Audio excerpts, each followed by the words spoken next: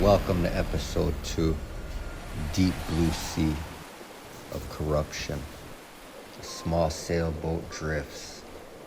That thin blue line flag reads the Toronto Police Service. Guided by duty, powered by trust. At least, that's what was promised. But the winds have died, the compass has broken, and the deeper it drifts, the more dangerous the waters become. Because beneath this surface, the sea isn't calm.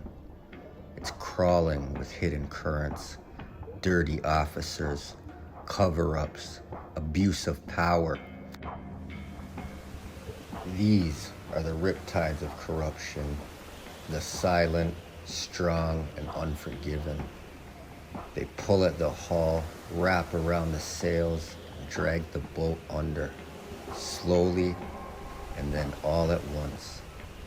And unless something changes, unless someone starts holding these officers accountable, this sailboat won't just sink. It'll take the whole service with it. Integrity drowns. Public trust vanishes. And the badge? It becomes nothing more than driftwood, floating in the wreckage of what could have been. Because truth doesn't rise on its own.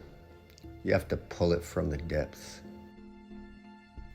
This is episode 2, the Deep Blue Sea of Corruption.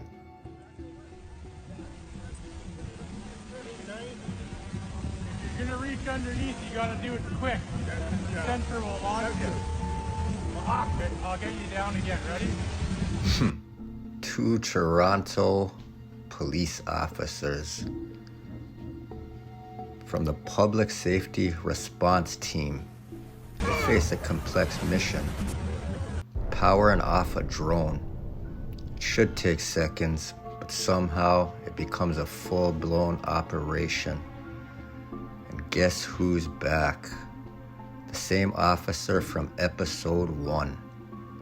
The one who stood feet from my face, blasting his strobe light for 5 minutes straight, provoking conflict between me and a stranger, and then thanking the man who threatened me. Now here he is. Grab it, hold it. You guys are on Canada Copwatch doing this. Do what you're doing, I don't care. Who is this? PSRT 06. You're gonna find out what's happening. Don't worry, Canada Copwatch. You guys are about to be famous. I'm gonna stick this finger up your ass if I No, you don't scare me. Fuck you. You don't scare me, bro. You have the fucking weapon up to Look tape at you, everybody. you're getting all excited. Calm down. I'm fucking excited because I Calm want to punch you down. out and I can't. You couldn't punch me Okay. out. Even if Couldn't they punch you weren't out? here, you couldn't do Oh, that, yeah? brother. Like You're an fucking older man. man. I wouldn't even hit you. Fuck.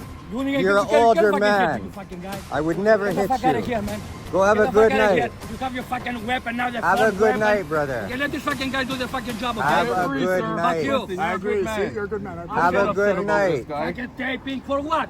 Because I want to. What do you mean Fuck for you. what? Fuck you, you want Fuck to. you too. Stupid fuck. Fuck you Don't fucking tape me, I'm telling you. I'm telling you, Don't I'm fucking taping tape you me. right now. Don't tape me. I'm taping you right now. Don't fucking tape me. I'm taping you right now. Now I could say, if a duck and the wrestler Shawn Michaels had a baby, it would look identical to this officer. But I'm not gonna say that, guys. She, however, has some choice words about me. Not the brightest bunch. Once again, it's not only the drone.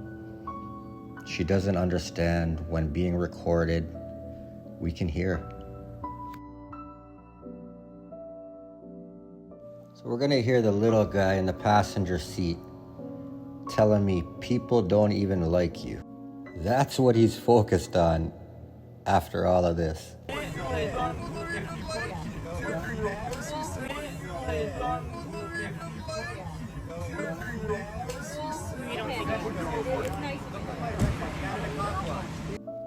And now we're gonna hear Miss Officer Duck Michaels whisper secretly, very quietly, what she thinks about me. Some people, they don't work, they don't have lives, only at the same thing. We don't take it. You don't know what happened at home. I appreciate it. Come on, guys. Fucking cocksuckers. I have the right to defend myself. I'll fuck them up, this fucking guy. When officers like these are allowed to stir these waters unchecked, when arrogance mixes with incompetence, we're not just looking at bad behavior. We're watching the tide rise. These are the currents pulling our city under, slowly drowning public safety in a sea of corruption. The question becomes, with cops like this on the front lines, who is actually keeping the city safe?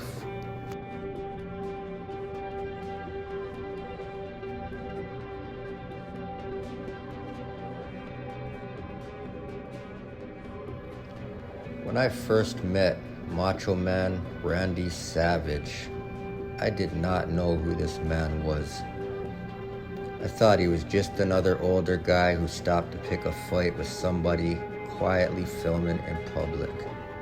But it turns out, he's not just anyone. He's the owner of the Frog and the Crown Pub, the exact business we are standing in front of. And the other man who joined in, probably his brother.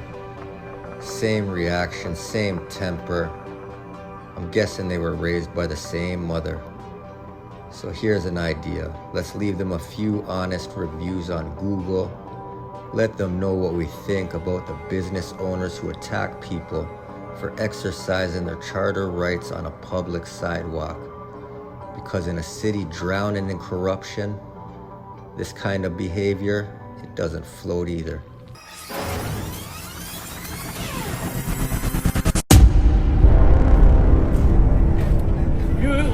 You do my fucking property about this? Get the fuck out, man. Get the fuck out, man. Hey, I'm tapping into my fucking property, don't do that. Go fuck yourself, man. You fucking nutty fuck. Chief Myron Demke. Watching his gang pull everyone under the current. Does TPS need to clean up their own? Police struck early in every sense of the word. Early morning roundups, early in time, before this gang could get much of a grip in this city. That clip from 15 years ago. How many corrupt officers have we seen in the last 15 years? Who is watching the ones watching everybody else? That's the real question. Let's have a look at what they've been up to. Better yet, you could hear it from an ex-police officer of 24 years, a legend who goes by the name of Mad Lab Press. Let's get into these muddy waters.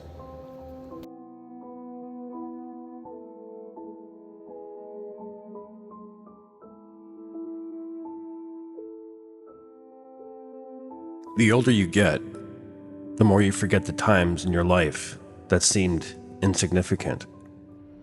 And sometimes, there are times that you never forget. This is one of them for me. The story of Rick Shank.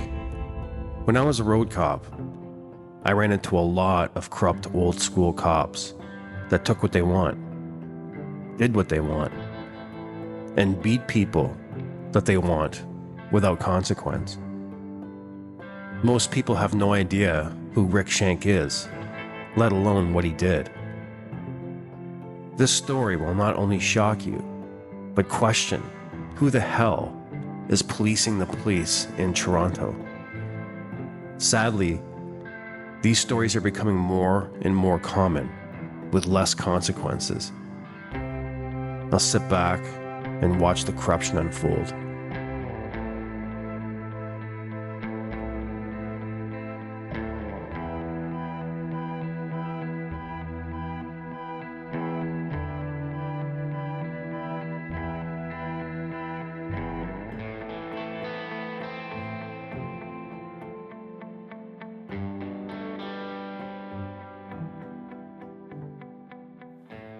On April 14th, 1993, Cole and his friend Goodall were driving through a Scarborough neighborhood when they entered the parking lot of a club called Hilly's.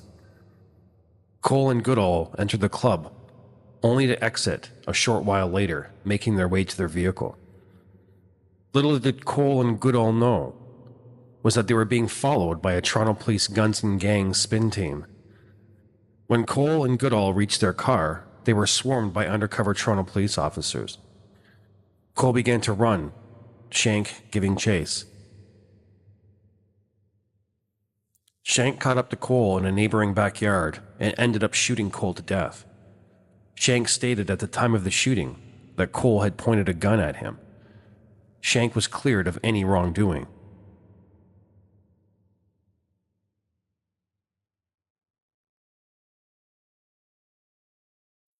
Later that year in December, Shank and his fellow officers were accused of beating a man. When the man was back at the station, he was taken out of the back seat, where he was seen to be unconscious. Shank and other officers banged the man's head off the car while taking him to the booking hall. The man was then charged with assault police and resisting arrest. He denied all allegations against him. No charges were filed against Shank or any of the other officers.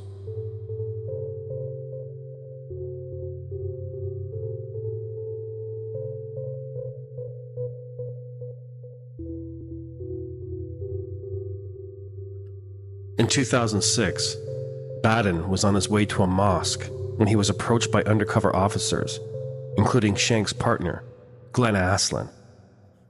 The three undercover officers did not tell Baden who they were, followed him to his apartment, and blocked his way into the elevator.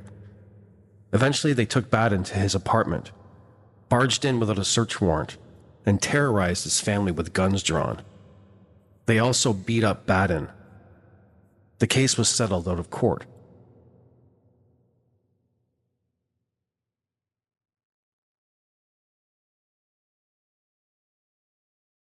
In 2008, Shank and Aslan were involved in a major drug investigation into a meth operation. Shank and Aslan had a male by the name of Val Shanmani under surveillance for drug trafficking. Shank and Aslan tried everything to catch Shamnani and charge him, but were unsuccessful every time. Shank was becoming increasingly frustrated, not being able to catch Shamnani in the act. So in May 2008, Shanmani left his car in an underground parking lot for the night. When Shanmani woke the next morning, he found that his car had been broken into, all windows smashed. It wasn't until a week later Shanmani was arrested for allegedly having 7 kilos of methamphetamine in his car, worth an estimated $1 million. Shank had told the courts that he and Aslan had broken into the vehicle with a search warrant and found the drugs sitting in the backseat of his car, totaling 7 kilos. In 2013, Shanmani went to trial. 8 days earlier, Shank advised the court that he had pulled over a van with 2 suspects in it while working on his own and confiscated 52 kilos of methamphetamine from the 2 males in the van. Shank then told the court that he took the meth but did not have enough evidence to charge the 2 men, so he let them go but ended up keeping the 52 kilos of meth. Shanmani's lawyer said that Shank had planted drugs in Baden's car a week later in order to arrest him. The judge sided with Shank, while Shamnani got an 8-year jail sentence.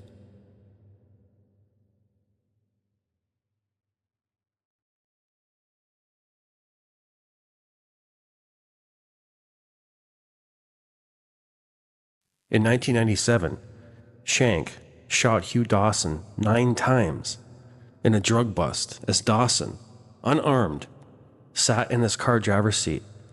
Dawson died at the scene. The SIU charged Shank with manslaughter, who claimed that Dawson had reached for his gun. The first trial resulted in a hung jury. A second resulted in an acquittal.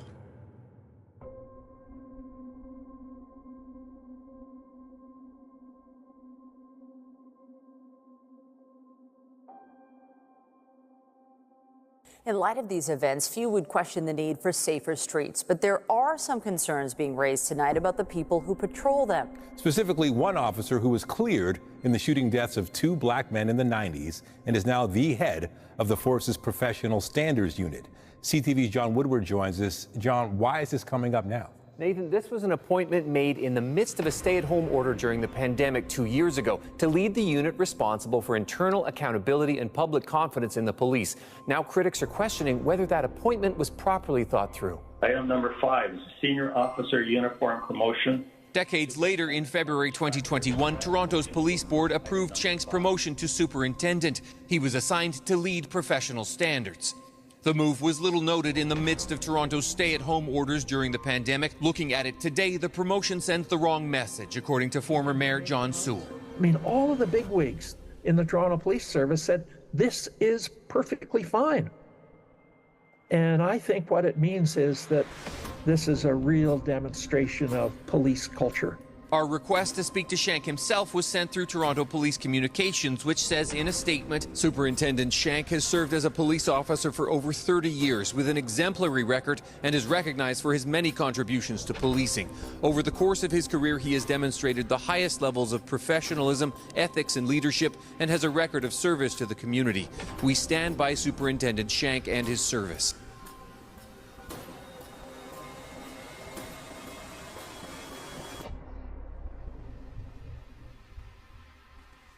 Thank you for calling. Please wait while we transfer your call to the next available representative. Hi, I'm looking to find out if Rick Shank still works for the TPS. He retired 3 months ago. Oh, okay. You answered my question. Thank you so much. No worries. Bye-bye. Bye. So there it is.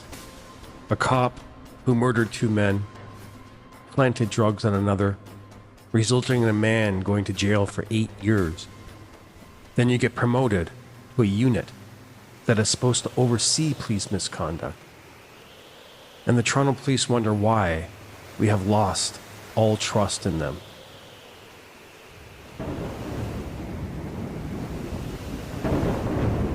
This is crazy. That was a taser. They tased him. I could hear it.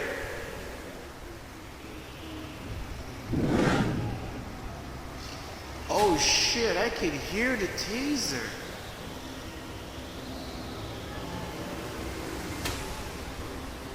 Damn.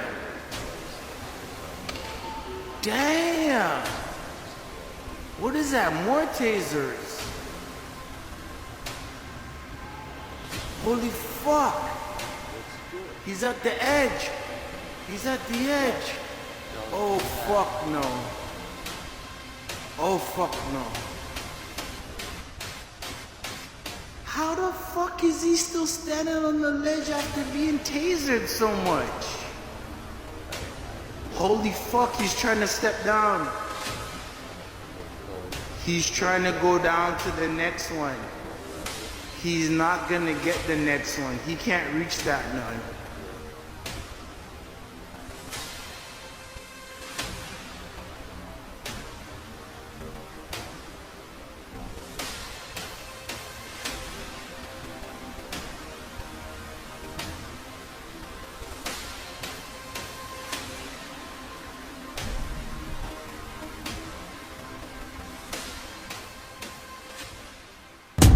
Hey there! Can you guys tell me why so many people are going off of balconies when they call you for help? This is a third person in 2025 who called TPS and ended up dead off a balcony. 3 in 2024. Are we safe to call the police when we need help, or are we gonna end up dying off a balcony? You sure about that? Yeah. Don't feel safe when people are going off balconies. It's always a mental distress call. No response to that? Well, I didn't hear what No you said. response Sorry? to that? People are calling in mental health crisis and ending up off balconies. This is a third person in 2025 who's gone off a balcony after calling you. Yeah, What's going on? This isn't normal. This isn't okay. I think you We're said not that- I safe think- to call you. Okay, you don't want to let me answer, that's fine.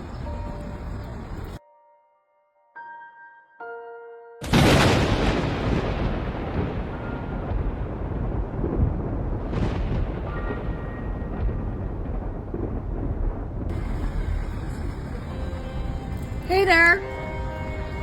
Can you tell me why so many people are going off balconies when they call Toronto police for help when they're in mental distress? No idea? So, are we safe to call the police when we need help? Or are we gonna end up going off a balcony? This is the third person in 2025 to go off a balcony after calling you. You can either be a part of the boat that sinks, or you could be the anchor that holds it where it's supposed to be. There is no in between. If you don't hold bad cops accountable, you're not a good cop. Hey there. Can y'all tell me why so many people are going over balconies when they call Toronto police? I have no idea. You have no idea? Do you know how many fell in 2024 after calling you? No idea. It was 3. 3? Do you know how many fell in 2025? This is the third that we know of. How can citizens feel safe calling the police and asking for help if they end up going over a balcony? I have no comment. I have no idea what happened there. I'm just working with a construction company here. So you think people in mental distress will feel safe calling you? I have no comment. No comment?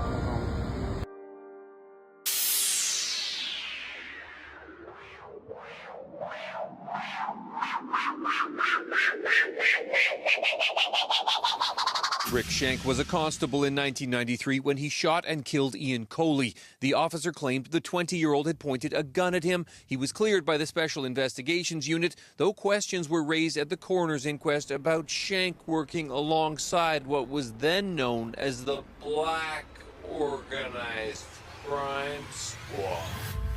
It seems that this unit gives extra policing of people in the black community over and above all the normal policing. Buried within this so-called service are gangs of their own, uniformed, protected, and promoted, operating not from alleyways, but from inside police divisions. They weren't built by accident. They were designed with a purpose. This last one was to target black people in the city of Toronto. Then we watched what they do in high-rise buildings. This isn't community safety. It's systematic violence wrapped in a badge. But it doesn't stop there. They also have biker gangs. Yeah, you heard it right. The Toronto police have active officers involved in biker gangs.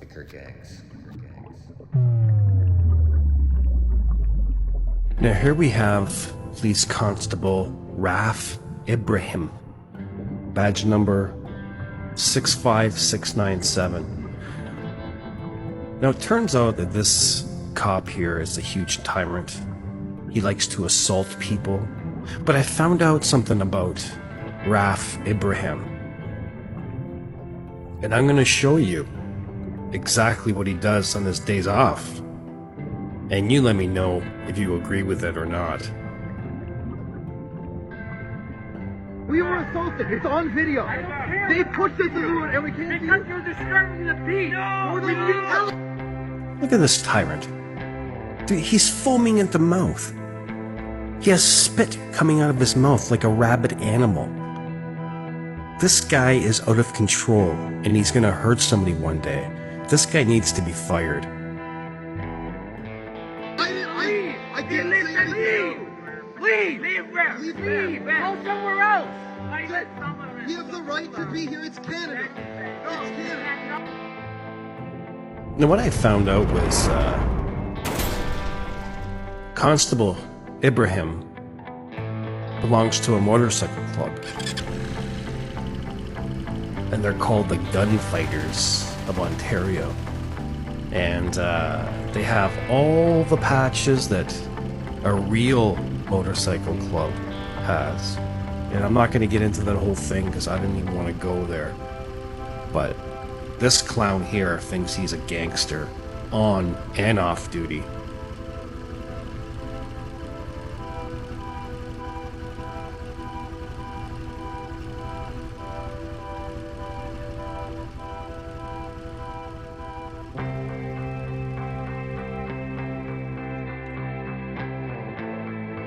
Now, is it just me, or is it kind of strange that off-duty police officers pretend that they're in a big bad motorcycle club? They wear all the patches like a real motorcycle club does, and drive around on their little motorcycles.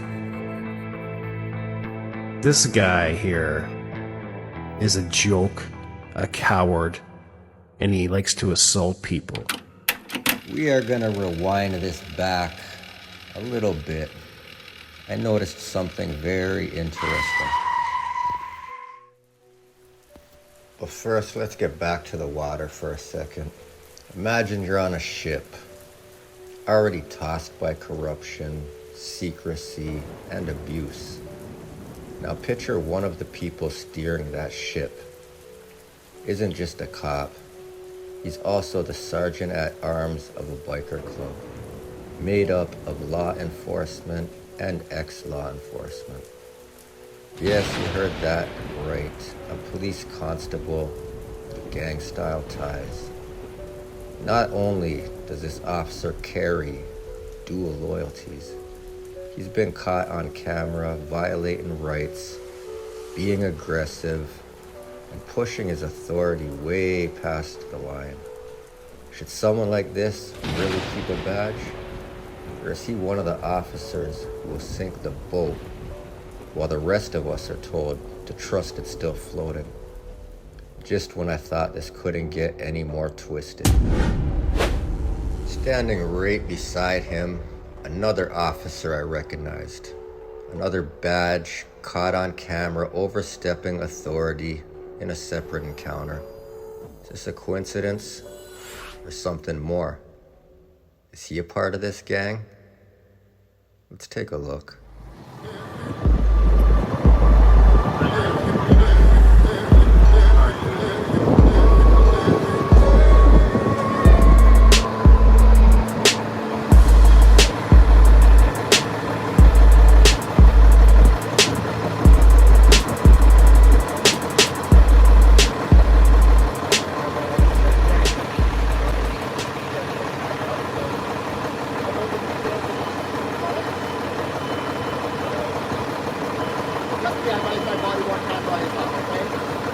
Sorry? What crime are you investigating? Nothing.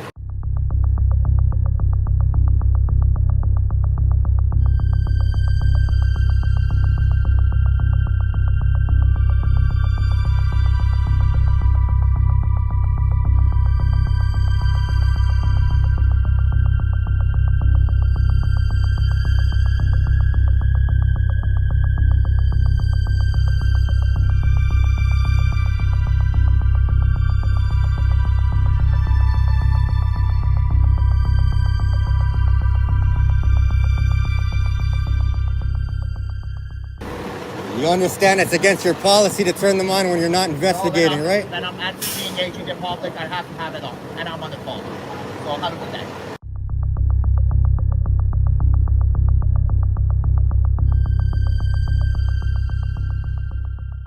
You understand that I totally understand. body camera intimidation is against your policy, right?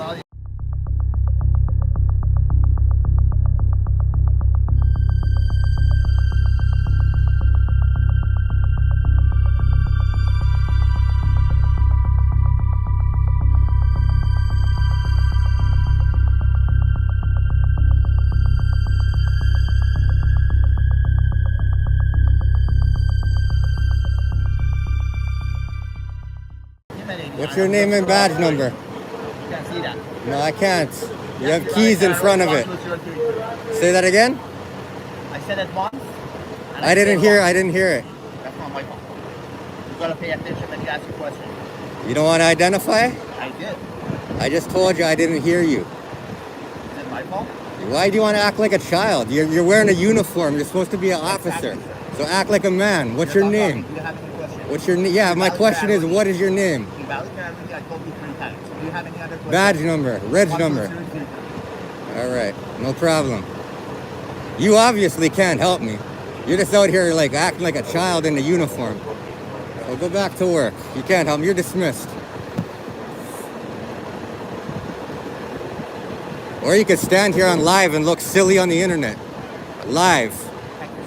Do that then instead. I don't care.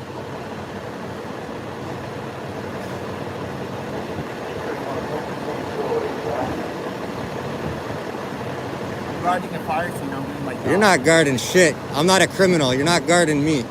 I don't know about that. Your extent of your authority does not reach to guarding public records. You have no say over public records.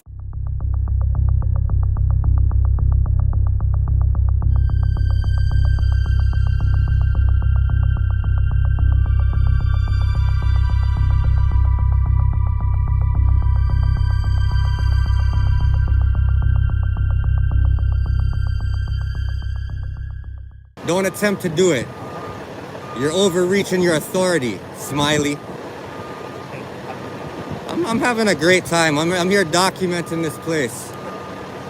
Now I've got some misconduct caught on my camera, this intimidation. Look at number 15 of your body camera policy and tell me if you're allowed to turn that thing on to intimidate people simply for peacefully assembling.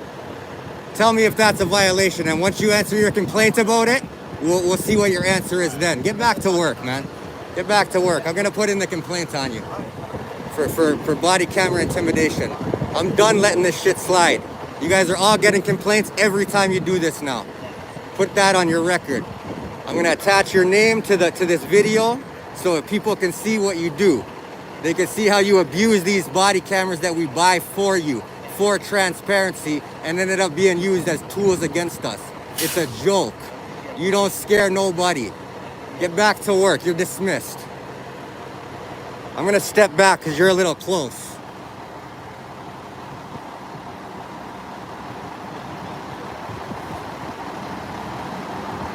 We could stare off all night. If you get paid to stare off with people, do it. You don't scare me, bro. What don't you understand? All right, so take your ears and fly away. Ridiculous behavior, man. Ridiculous for a Toronto police officer. You want to do this on live. Welcome to Canada Copwatch. Yeah, you probably heard about it, Smileys. You heard about it. Now watch how fast he moves, guys. Watch how fast he gets out of here now that he knows he's on Canada Copwatch. Yeah, I'm sure you appreciate that. We're gonna see. We're gonna see what the people think about this behavior. What do you guys think, by the way?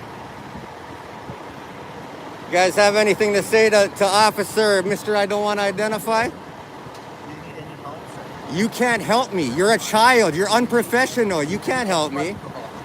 What do you want to help me with? Go get me a pop. Go get me something to drink if you really want to help. I'm thirsty. I'm thirsty. So go help. She's just saying, what in the Hitler haircut fuck are you doing? This is Canada Copwatch. Get back to work. He can't see us because we're back to back and not making eye contact. Go help. Yeah, she's telling you it's Canada Copwatch. Keep moving. She's trying to hint to you. Go. Beat it. Yeah, welcome to the internet. Fucking fools.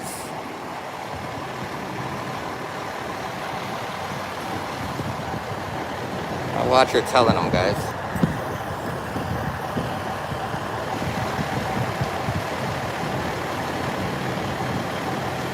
She told them, you just went famous.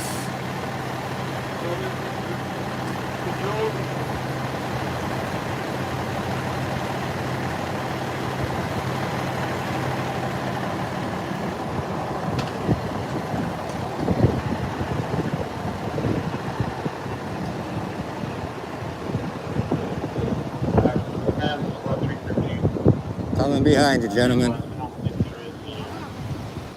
I think there was a fire. I seen they had hoses out connected to that hydrant there, so I'm guessing it was a fire.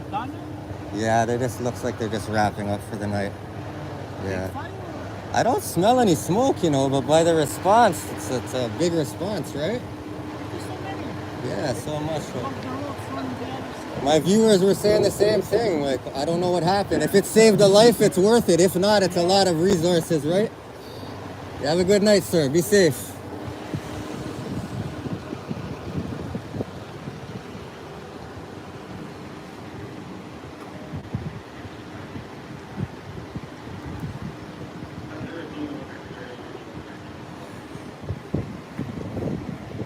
See if any of these guys is a sergeant that can talk to this guy, no?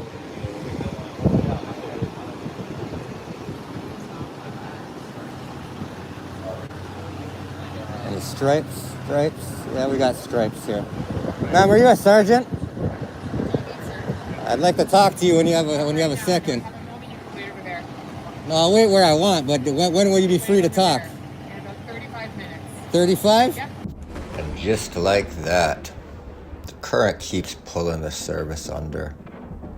Turns out, this sergeant, she wasn't too happy about the last video we just watched. Not long after, I spotted her again, driving recklessly through a school zone. So I confronted her. At the time, I didn't even know who was in the police unit, not until I pulled up to it. And that is when more waves began to crash. She fired up her lights and sirens, pretended she was on a call, then tried to flip the script. You're the one who put me on YouTube.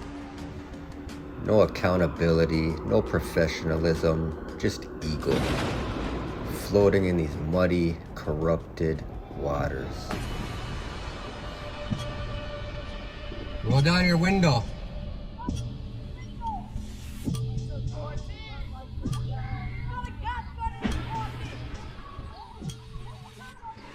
Hi. Body worn cameras on. Is there an issue? Yeah, the issue is you're driving around not signaling in a child's, there's schools all over the place. Is there an issue, sir? I'm telling you the issue. Are you listening? Okay, yes I am. Use your signal when you're around schools. Okay, thank you very much. Because Have you're a a nice day, sir. Sir, I'm just on the call. Can I help you with anything? You can't help me. I'm just documenting your car. What's your name and badge number? My badge number is 7797. I've actually dealt with you before. You have, and you're a supervisor. So why are you doing this? You're a sergeant. I am, and I've actually seen your videos. I'm glad. Myself and a colleague on YouTube. I'm glad you've seen them. Have a great day. There's going to be a lot more of them. Okay, you take You care. made it again today, by the way.